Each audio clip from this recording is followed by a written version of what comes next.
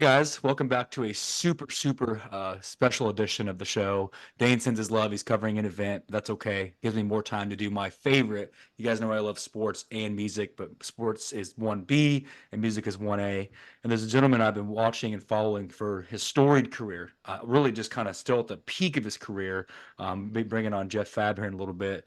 Work with obviously in this moment, done some stuff with Filter, just got a recent gig with Black Label Society. But his solo album, I'm telling you, just released Stealing Souls recently. This album is like a blast from the past, but also fresh and current at the same time.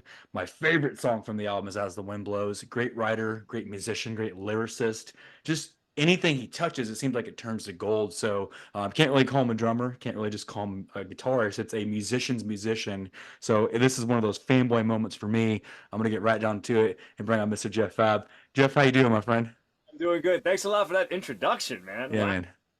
All true, brother. Been watching you for a long time. Anything you do just turns to gold. So I'm going to jump into some questions right away, brother. Over the years, we've kind of wanted to cultivate. So looking over your career, obviously your solo stuff. Again, you're a great singer. You've worked with a lot of bands. I'm curious, maybe when you go back in the day, the garage band stuff, kind of what you got the itch to do this. Take me back to when the love for music and you began playing. Like when did it all begin for you, if you will? I started playing drums. Well, I got my first drum kit when I was 12. No, Okay. actually, I was 11. But I was kind of banging on friends' drums like about a year before that. I was banging on everybody's drums. I'd be over at their house. I'd be playing their drums more than they were. And then I finally got a drum kit for Christmas. I was 11, and then that was it, man. I loved music. I would just jam to tapes, and we had like an organ set up right next to where the drums were set up, and it had a little tape cassette player in it. Okay. I would just put tapes in, and I would just play along the tapes, and then oh man, I just loved it, man. And that was it. And then that was when I was 11 years old. I brought my drums into school in fifth grade. Okay. Kids still talk to me about, my friends that were there still would be like, I remember when you brought your drums in. And I think I played like Welcome to the Jungle or something. I don't remember what it was, but it was something like that. And I just loved music. And then I just stuck with it. I played in some bands in high school. We did these variety shows, which for Yeah. us, like the first time we ever really played in front of anybody. And they were pretty big. I mean, they were like the whole school was there and all the parents, and it was in an auditorium. I mean, it was like, Nice. oh, Yeah. and it was pretty cool. I actually just got to go do a little clinic there the other day. Really? I can talk to the kids, and it was so cool because I was sitting in there and I was just like, wow. I remember Full circle, man, huh? Yeah. Circle, man. Yeah. So, and that's kind of where it all began. And from there, we did, we did all, it was Metallica. It was like we were just covering all that stuff. And Ozzy. Yeah. Yeah. Doing all covers like that. Then I ended up starting a New York, like a Long Island hardcore band called Trip Face, and Yeah. which people know. I Yeah. made I'm familiar with it. It's good stuff. Yeah. that scene, and then we would play basement shows all around Long Island because we were all young, and there was no for anywhere for us to play. It became like a scene in people's basements. Like there was this like guy Artie, and I remember his house. It would be packed, man. It would be like all these bands would be playing there all the time, and it was such a I cool time. love that. That's basically in a nutshell. That's kind of like how it all started right there. It's cool, man, because you're talking about the scene. Because me and Dane, we the genre, your generation of music, and I stand behind this. I would do not, I do not feel bad about saying this. 80s and 90s were that time frame of music, right? You guys carried into. No wonder you're still so successful today because you're a part of the scene, right? Think about some of these underground things, or before, like kids now. My daughter's like, "Hey, I found this pop up." Y'all were doing that back in the day. That's not new. The pop up, thing that you were doing that you're a part of. That's part of the scene, right? So. No doubt. But but I see obviously see some of your guitars and all that. I'm curious, man, because my first set, because I play drums and guitar and bass like you. Not to your level, but I try. When you think about maybe your first real purchase, man, we're two questions, kind of bonus. What was your first real set that you bought, and your first baby guitar that you bought, if you remember? My first set. Well, I didn't actually buy it. My mom bought it for me. But It was a sparkly red, like MIJ, Okay. Yep. Japan. I wish I still had it. I have my second kit that I ever got, which is a Ludwig, which is Yep. and I track on it and everything. It slams. But 70s blue and olive badge Ludwig. That was my second kit, and I still Love it. yeah. My first drum kit was from Long Island Drum Center, and it was a sparkly red, MIJ kit, and it had like the tom holder on the side, Yeah. and you could never get the tom. I'm familiar. Yeah. It's one of those, but man, it was awesome. And somebody at Long Island Drum Center told me it was the who sang that song? Tell me what you want, Zebra. Yeah. Oh wow. That's yeah. So Obscure. somebody told me it was that drummer's drums. Okay. Because that was Wow. a spot, man. When I was a kid, I'd go into Long Island Drum Center, and it was like Carmen Appice would be there, and like Wow. all these guys, man. And I would just be like, oh my god, like it was just like in the posters on the wall, man, and it was just such a cool time. Man. Yeah. Oh, I'm just processing it, man. And speaking of that, you thinking about some of the kind of clarifying, man, some of the scenes, music like bands you've been a part of. You've had a storied career. People love you. I call it a musician, right? You work with a lot of great bands, obviously your solo stuff. When you look at your career, and it's still going strong, I know it's hard to maybe say one or two, but is there a couple shows like I've had friends say Red Rocks, some of my buddies, some people say like local clubs, some people say the Ryman, Bluebird's a big one. What's maybe one or two venues that mean them, not that they don't all mean something, but just one or two? That's easy. So there's been so many, Right. and in so many awesome countries and just so many awesome ones. But for me, it was Madison Square Garden #1 because when in this moment, Rob Zombie and Yep. tour 2007, we got to play that. My grandmother was still here. It was like she came, like my mom, like my stepdad, Wow. there, like. And it was just my whole family it was just like, and I'm from New York, so it was Right. just like, it was just insane. Wow. That for me was #1. And, which was cool because that's when I met Zach was on that tour Really? Okay. Okay. up in his band, and I loved him. He was just the best right Yeah. out of the gates. You know what I mean? He was just, Yeah. so yeah, so it was really, he actually picked my grandmother up too. I remember him. We were all backstage. He was like, "Hey," and he like picked her up. I was like, So "Oh, cool. like, go easy, man." That's awesome. Great times. And yeah, and the second for me would probably be in Poland. There's it's called the Polish Woodstock Festival. Okay. Okay. It's Polish Woodstock or the Polish Woodstock Festival or something like that. And it's free for the whole country. Okay. And Okay. I never, this is the first time I've ever played. We have played a bunch of festivals before, but not that one. So we're there and they're all like, there's going to be 500,000 people here. I'm like, sure. You know what I mean? It's like, 500,000 people? Are you kidding me? Dude, it was massive. Wow. Wow. I actually posted a thing on my Instagram maybe a few weeks ago about it. It came up on my memories or whatever, and I was like, oh yeah, that's right. 500,000, man. Wow. It was massive. Like, Wow. any of those festivals are massive, but that one in particular was like, it was massive, and the stage was so high. I remember it was like 30 feet high or something. It was like, Wow. it was incredible. So those two, and like I said, there's been Yeah. so many great shows and everywhere, and not even the biggest ones were Right. like I love the hot, small, sweaty ones too. Right. Right. It's all music. Yeah. It's all good, and the crowds are all awesome. But those two for me were something. I'm processing 500,000 because if you look at Cowboy Stadium, it holds 108. So it's like filling up 5 Cowboy stadiums with one show. If you marginalize it. You can't Wow. see, and they would just go with the ridges. Wow. I mean, like with the That's cool, man. mountain, you would just see it. It was just like crazy. Wow. And it's, yeah, once a bucket list item, I'm sure, man. That's cool. I didn't know that was even a festival. That's really neat. I've heard of a lot of them, like, Grass Pop and just different things, but I'm not familiar with that one. So that's a cool story, man. When you think about, obviously, from that to where you began to where you are now. When I listen to your stuff, this is, nobody likes to be compared. We know that, but every artist kind of has a vein of music. When I listen to you, especially your solo stuff, I get this amazing wave of nostalgia where I hear a little bit of Garbage, a little bit of Space Hog, a little bit of Jerry, and then you have your own spin on your voice. It's such a unique style that you have. I'm trying to pinpoint it. Maybe what are two or three of your biggest artistic influences? Because I can't pinpoint it. So hard, man, because Yeah. I listen to a lot of different music. So, but I think in that album, there's a lot of like Alice in Chains.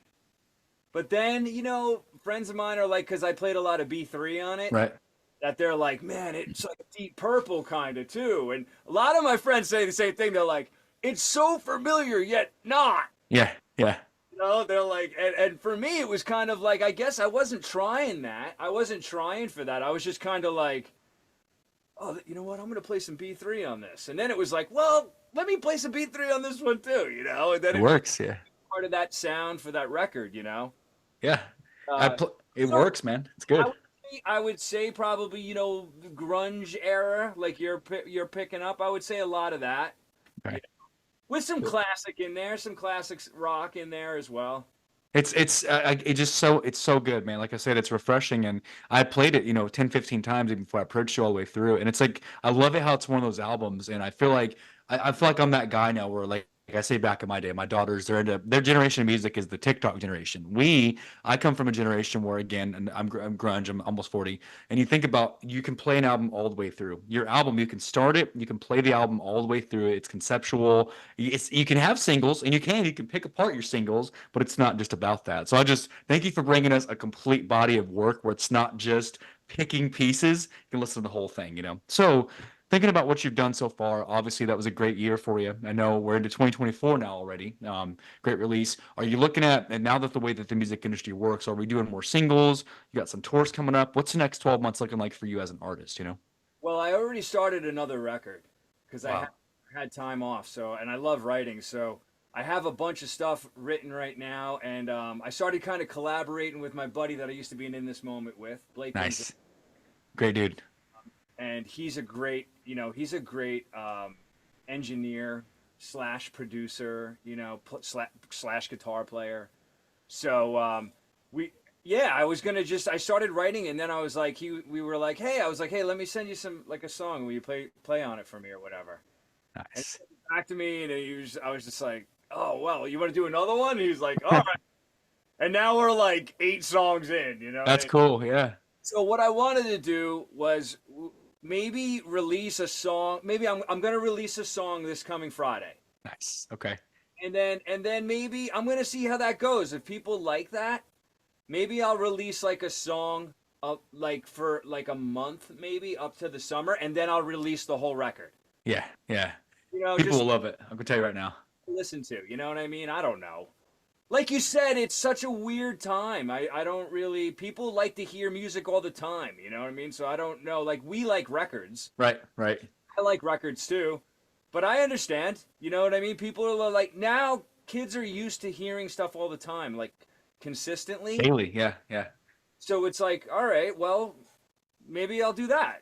So I'm going to do that for now.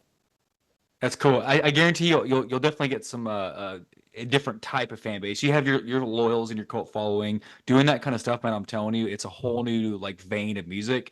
And I heard somebody one time. I think it was when you spoke of man, I forget the name, but they're talking about what you do is take like 4 or 5 months worth of solos, release it, and then you put it out like an EP, and then that's maybe where you drop your vinyl for the hardcores, right? Like, let me do this little by little. At the end of this journey, we'll drop a vinyl. So it's like you got both crowds and all that. So I can't wait, man. We'll share the heck out of it. Let's go. And I'm planning on doing some shows too.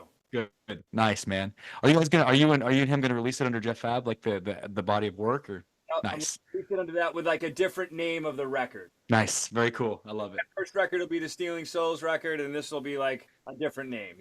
So not to give it away, because your work has been great. Are we looking at the same style? Are we departing a little bit? Can we say, or what are we thinking? A little different, Okay.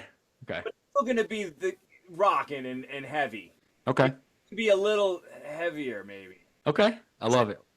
Well, this Friday we'll make sure, man. I'll coincide it the instrumentation is maybe a little different too. Okay. So yeah, it'll be. I think people are gonna dig it. It's not gonna be too much of a departure where people are like, "What is this?" You know. I know we'll dig it, man. So once it comes out, we'll drop it. We'll share the heck out of it. We can't wait. So. I appreciate it, man. Yes, sir. So, man, I'm gonna transition. I promise you, man, and all the media that you've done, I know you've been doing this for a long time. There's a benchmark segment for this show. So let me kind of set the stage a little bit.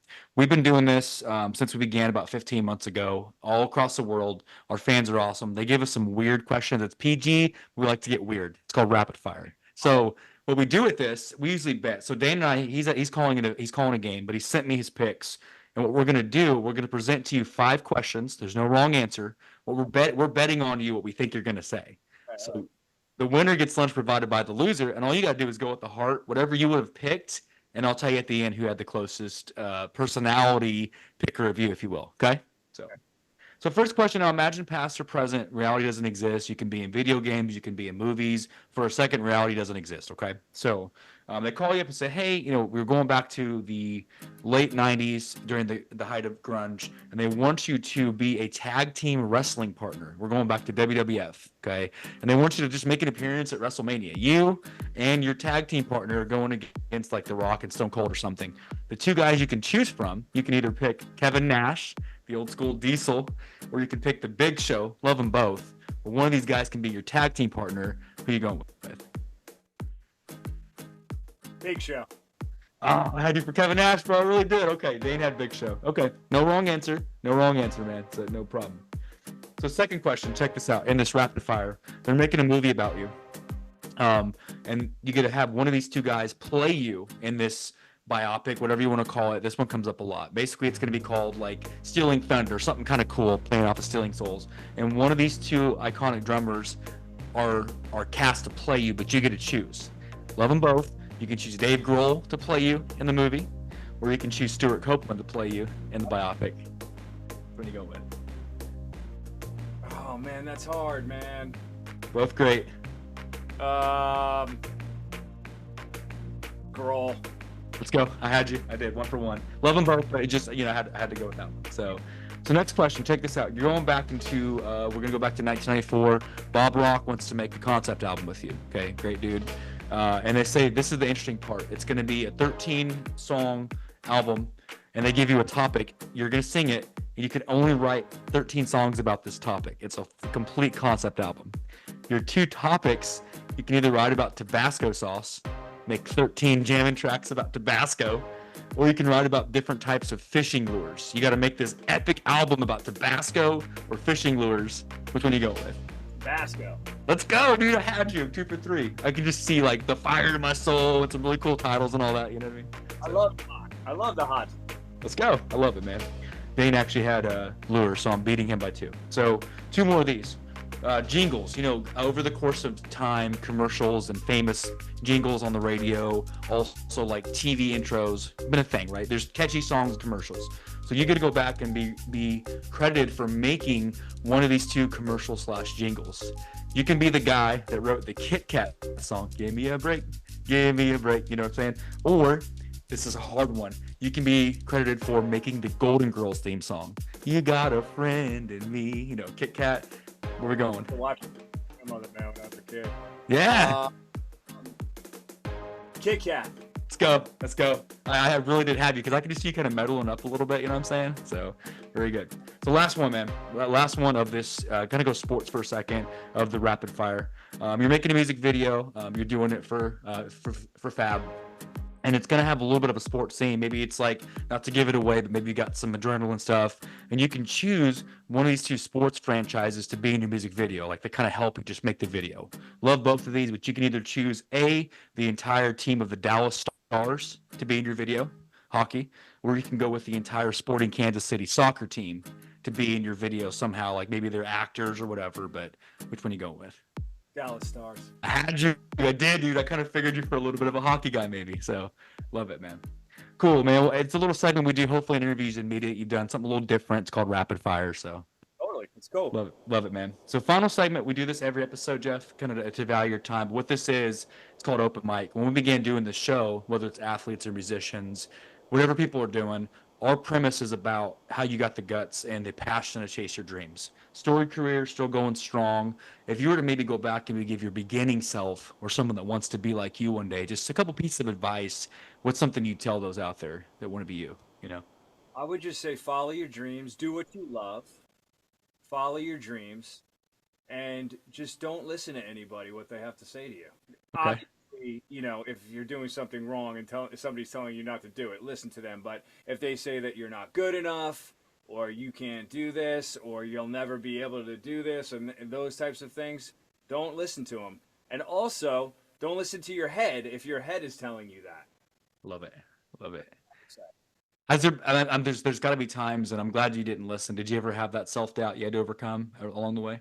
yeah, I mean, I totally, especially like when I moved to LA in 1998, and I remember going on some auditions, and hearing like drummers audition for like the same thing that you're auditioning for, and you're like, oh my God, Right, right, what am I doing here? right. You know? And, it doesn't matter. Everybody has their own thing, and you just be yourself. Love it. Love it. Man, I love it. Be There's cool, a be cool and be humble and be cool, you know? there's a guy you might know him, Chris Nix. He works with Ray Luzier. He's one of Jonathan Davis's guitarists, and he's talking about something that you kind of said. He said, "Man, if you make music or do what you love, even if you think about the entire world, even if you had 100 million listeners or 200 million listeners, if you think about 8 billion people, you're going to have a following if you follow what you love." And a lot of people are going to like that. There's a lot of people like you. There's a lot of people like me. The whole world of music. If you do what you love and stay true to who you are, in this world that we live in, I think with all the photoshops and cropping and all that, people love genuine more than ever. Genuine music like you make, no wonder you have such a following because people love that. So I wouldn't. I love making music, and I love having people feel inspired, and I love yeah. hearing you tell me how much you love. I mean, that's great, man. It makes it all worth it. Good, man. Good.